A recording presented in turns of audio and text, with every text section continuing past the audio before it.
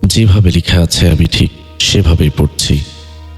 নভেম্বরের শেষ দিক, নারায়ণগঞ্জের ২৫০০-এর একটি প্রত্যন্ত গ্রাম মাহমুদপুর। শীত পুরোপুরি নেমে আসেনি, তবে রাতের দিকে কুয়াশার মতো হালকা ধোঁয়া জমে থাকত। গ্রামের পাশেই বড় একটা সরকারি খাল, যা বর্ষায় ফুলে ফেঁপে ওঠে, আর ভরা শীতেও অনেক জায়গায় পানি জমে থাকে। ইমরান, বয়স ১৯, সদ্য কলেজে ভর্তি হয়েছে। খুব শান্ত ছেলে, তবে মাছ ধরার শখ এমন যে রাত হোক বা ভোর, ডাঙায় নামলে তাকে প্রায় দেখা যেত বাঁশের বড়শি নিয়ে ঘুরতে। সে বছর নভেম্বরের শুরু থেকে গ্রামে অদ্ভুত একটা পরিবেশ তৈরি হয়েছিল। রাত নামলেই অনেকেই বলতো খালের ধারে গেলে হুইসেলের মতো শব্দ শোনা যেত, কেউ যেন জলে হাঁটে। মাঝরাতে ঘরের দরজায় চাপড় পড়ে।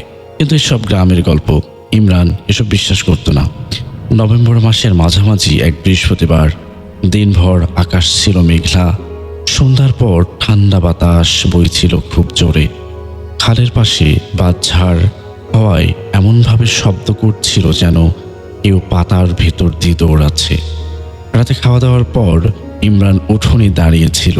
হঠাৎ খালপাড়ের দিক থেকে বিশাল ছলছল শব্দ উঠল, এমন শব্দ যেন বড় কিছু জলের উপর দিয়ে লাফ দিল। ইমরান ভাবল বড় কাতলা বা বাজ মাছ নড়ছে। মাছ ধরার নেশা পুরনো অভ্যেস। সে বাড়ি থেকে রাখা কাটা, টর্চ আর ছোট বড়শি নিয়ে বেরিয়ে পড়ল। তার মা বাবা দুজনেই গ্রামের পাশে দাওয়াতে গিয়েছিলেন, তাই তাকে বাধা দেওয়ারও কেউ ছিল না। রাত প্রায় ১১টা। গ্রামের ফাঁকা রাস্তা, টর্চ জ্বালাতেই কুয়াশার আস্ত পর্দা দেখা দিল সামনে। হাওয়ার দমক বাড়ছিল। খালপাড়ে পৌঁছে সে থমকে দাঁড়ালো। পানির উপর গোলাকার ছায়ার মতো কিছু একটা নড়ছে, কিন্তু ছায়া নয়, আসলেই একটা বিরাট সাইজের বোয়াল মাছ পানির একদম উপরে মাথা তুলেছে। ইমরানের বুক ধুকপুক করতে লাগলো। এই মাছ ধরতে পারলে পুরো গ্রামে আমি রাজা। সে জুতো খুলে হাঁটু গভীর ময়লা পানিতে নামলো। টর্চে দাঁড় করিয়ে রেখে বড়শি ফেললো, কিন্তু মাছটা ধরা দিল না, বরং খালের উল্টো পাশে সাঁতরে যেতে লাগলো, যেন ইচ্ছে করে ইমরানকে টেনে নিয়ে যাচ্ছে। ইমরান বোকা নয়, সে হাত দিয়ে পানি ঝাপটা মেরে মাছটাকে জব্দ করার চেষ্টা করলো। মাছ ভয় পেয়ে এগিয়ে যেতে লাগলো খালের গভীরের দিকে। ইমরানও পিছনে ছুটল। জল তখন কোমর সমান। ঠান্ডায় তার পুরো শরীর কাঁপছিল। ঠিক তখন পেছন থেকে কারা যেন বলল, ওটা আমাদের জিনিস। ইমরান চমকে ফিরে তাকালো। দুজন মানুষ, দুজনের গায়ে লুঙ্গি আর মোটা জামা, তবে অদ্ভুত বিষয়, তাদের মুখ অন্ধকারে একদম দেখা যাচ্ছে না। মনে হচ্ছে কুয়াশা তাদের মুখ ঢেকে রেখেছে। ইমরান বলল, এ তোমরা এখানে কেন? একজন ধীরে ধীরে জলে নেমে এলো। তার কণ্ঠটা অস্বাভাবিক ঘন, যেন একাধিক মানুষের কথা একসাথে শুনছে। মাছটা ছেড়ে দাও, এটা নেওয়ার অধিকার তোমার না। ইমরান রেগে উঠল। মাছ তো খালের, পাবলিক জায়গা, ধরতে দোষের কি? দুইজন কাছে এগিয়ে এলো। তাদের পায়ের শব্দ হচ্ছিল না। জলে নামলে মানুষের পা চাপার আওয়াজ হয়, কিন্তু এদের নেই। ইমরানের বুকের ভেতর ভয় জমতে শুরু করলো। হঠাৎ একজন হাত বাড়িয়ে ইমরানের কাঁধ চেপে ধরল। হাতটা এমন ঠান্ডা যেন বরফের টুকরো। ইমরান ধাক্কা দিয়ে হাত ছাড়ানোর চেষ্টা করলো, কিন্তু সে নড়ল না। দ্বিতীয় জন কাছে এসে বলল, তুই যা ধরছিস ওটা দিয়ে দে, না দিলে আমরা নিয়ে নেব। ইমরান তর্ক করতে গেল, কিন্তু ঠিক সেই মুহূর্তে প্রথম লোকটা তার মাথা চেপে জলের নিচে ঠেলে দিল। পরের দিন সকালে খালপাড়ে একজন কৃষক ইমরানের লাশ খুঁজে পায়।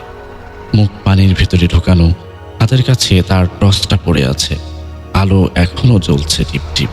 লাশ টেনে তুলতেই সবাই দেখতে পেল ইমরানের ডান কাঁধে 5টি বড় আঙুলের দাগ, যেন কেউ প্রচণ্ড জোরে চেপে ধরেছিল। ডাক্তার বলল, পানিতে ডুবে মৃত্যু। কিন্তু গ্রামের মানুষ বিশ্বাস করল না, কারণ ইমরান যতই ভোঁদড় হোক, এত অগভীর পানিতে সে ডুবে মরতে পারে না। তার মৃত্যুর পর গ্রামের মানুষজন ভয় পেতে শুরু করলো। ইমরানের দাফনের 3 দিন পর থেকেই ঘটতে শুরু করলো অদ্ভুত সব ঘটনা। এক, রাতে খালের ধারে আলো দেখা যায়, একটা পুরনো লণ্ঠনের মতো আলো। এগোয়, থামে, আবার এগোয়। গ্রামের 2-3 জন বলল তারা ইমরানের মতো কাউকে জল থেকে উঠিয়ে রাস্তার দিকে হাঁটতে দেখেছে। কিন্তু কাছে গেলে দেখা যায় আর 2 পানি। পাশের কিছু ছাগল, হাঁস, মুরগি একে একে গায়েব হতে শুরু করলো। পরদিন পাওয়া যেত হাড়, কাঁচা মাংসের স্মৃতি আর অদ্ভুত একটা গন্ধ। কেউ বুঝতে পারছিল না বিষয়টা। রাত হলে গ্রামের মা বাবারা বাচ্চাদের বের হতে দিত না। খালের পাশে বাড়িগুলোতে অনবরত আতঙ্ক। সবাই বলতো ইমরানের মৃত্যু সেই জায়গায় এখনো অশুভ। একসময় গ্রামের বড়রা ঠিক করলো একজন ঝাড়ফুঁক জানা মানুষ এনে দেখা যাক কি হয়েছে। নারায়ণগঞ্জের রূপগঞ্জ থেকে ডাকা হলো একজন পীর বাবাকে। নাম হাফিজ সুলাইমান। তান্ত্রিক নয়, ধর্মীয় উপায়ে ঝাড়ফুঁক করেন। তিনি সন্ধ্যার দিকে গ্রামে এলেন। খালের পাড়ে গিয়ে মিনিট খানেক চুপ করে দাঁড়িয়ে থাকলেন। হঠাৎ বললেন, এখানে মানুষের জ্বালানি কিছুর দোষের নেই, এটা সত্তার ব্যাপার। গ্রামবাসী ভয়ে শুকিয়ে গেল। ইমরান মারা গেছে মানুষের হাতে না, মারা গেছে জিন জাতির দ্বারা। সবাই চমকে ওঠে। পীর সাহেব বলেন, এখানে একদল পানির জিন থাকে, ওরা শিকার করে রাতে। যে তাদের এলাকায় ঢোকে এ তাদের সম্পত্তি হয়ে যায়। গ্রামবাসী জিজ্ঞেস করলো, তাহলে এখন কি হবে? পীর বাবা বললেন, আমি আজ রাতে কিছু দোয়া পড়ে এখানে ব্যবস্থা করব। কেউ এই জায়গায় আসবে না।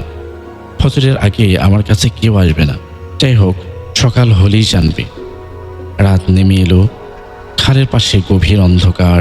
গ্রামের সব বাড়ির দরজা বন্ধ। পীর বাবা একাই বসে রইলেন খালের ধারে। মাঝরাতে হঠাৎ জলের ভেতর বড়সড় ঢেউ উঠল।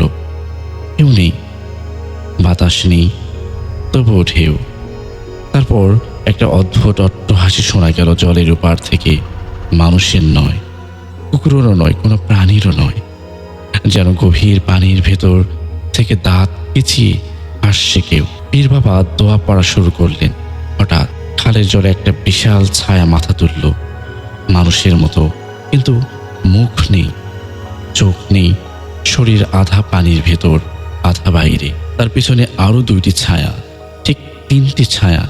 গ্রামের কেউ জানতো না এই 3 জনই সেদিন ইমরানকে সামনে থেকে ধরেছিল। চোখ ধাঁধানো শব্দ উঠল জলের ঘূর্ণির মতো। পরের মুহূর্তেই পীর বাবা জোরে চিৎকার করে উঠলেন, দূরে যা! গ্রামবাসী দূর থেকে কেবল শব্দ শুনছিল। এরপর সব নিস্তব্ধ। ফজরের আজান শোনার পর গ্রামবাসীরা ভয়ে ভয়ে খালের দিকে ছুটে এলো। দৃশ্য দেখে তাদের বুক হিম হয়ে গেল। খালের কাদামাখা পাড়ে পীর সাহেব পড়ে আছেন, তার মুখে পানি দিকে ঠেসে দেওয়া, ঠিক যেভাবে ইমরানকে পাওয়া গিয়েছিল। তার শরীরে কোনো আঘাত নেই, তবে চোখ 2টা কঠোর থেকে সামান্য বেরিয়ে আছে। ভয়ে জমে গিয়েছিল স্পষ্ট। তার পাশে তার তসবিহ পড়ে আছে। গোটা তসবির শুধু ছিঁড়ে ছড়িয়ে আছে চারদিকে। গ্রামবাসী বুঝল তিনি একা 3টি দিনের সঙ্গে লড়াই করতে পারেননি। পীর বাবার পরিবারকে গ্রামবাসী নিজ দায়িত্বে টাকা তুলে সাহায্য করল, ঠিক যেমন প্রতিশ্রুতি দেওয়া হয়েছিল। কিন্তু ভয়াবহ ব্যাপার হলো, তারপরের দিন থেকে খালের ধারে আর কোনো অস্বাভাবিক ঘটনা ঘটেনি। কেউ রাতের হাঁটা শোনেনি, কেউ আলো দেখেনি, পশু পাখিরাও আর নিখোঁজ হয়নি। সব শান্ত। কিন্তু শান্তির মূল ছিল একজন নিরপরাধ মানুষের জীবন।